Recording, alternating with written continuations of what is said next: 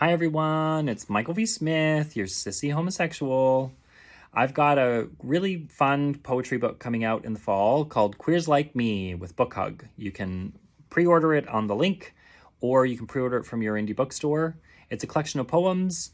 There's some miscellaneous poems in the book. They're a lot about growing up and dealing with bullies and just generally being a queer in the world, and a poem about a moose, and having a dream about writing a poem about a moose, and a whole bunch of poems that came out of my family. There's also two long poems in the book. One is called Grandma Cooper's Corpse. If any of you know me, you might remember that I had a chapbook come out a couple years ago by the same title, Grandma Cooper's Corpse. But this one is twice as long, and now the poem is about half of Queers Like Me. It's one long poem. I'm really excited about this poem. I made it through an unusual process of verbatim practice. So I actually told a variety of stories at the beginning of the pandemic. For the first 90 days of the pandemic, I had told a story every night. And I took two of those that have the same characters about my Grandma Cooper. So the poem's about the corpse of my Grandma Cooper and my Uncle Bob. And I took two stories about them and I merged them together. So it's mostly verbatim with a little bit of accordion editing in it.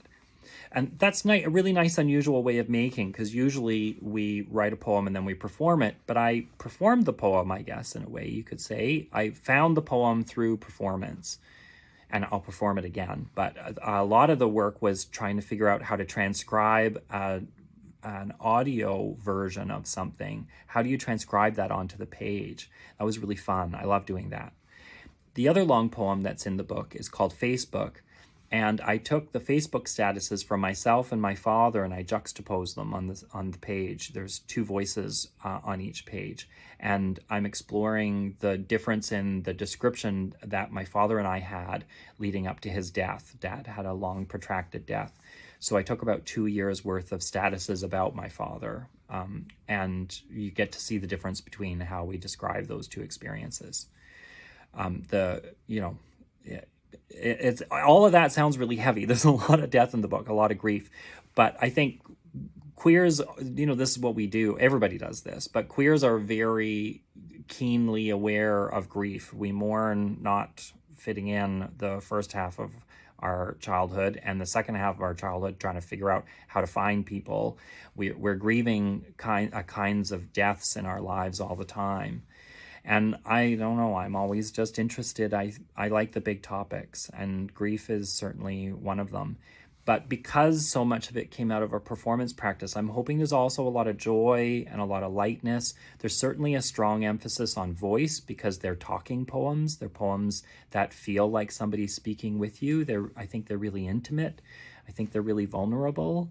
And I'm really excited about how I made them. And I think it's also a really great teaching book because verbatim poems are the bomb. Students are amazing at writing them. They come up with really interesting things. You ask them to write a poem, and they're going to write a love poem. But you ask them to write a poem using verbatim techniques, and they tell you really interesting stuff that they wouldn't tell you otherwise. So there you go. Queers Like Me, out October 12th. Pre-order. I hope you love it. I'm really excited. Catch me maybe in your city. I'm doing an 8-city tour with some friends. So I hope that I get to see you in person and give you a great big squeeze. Thanks. Bye.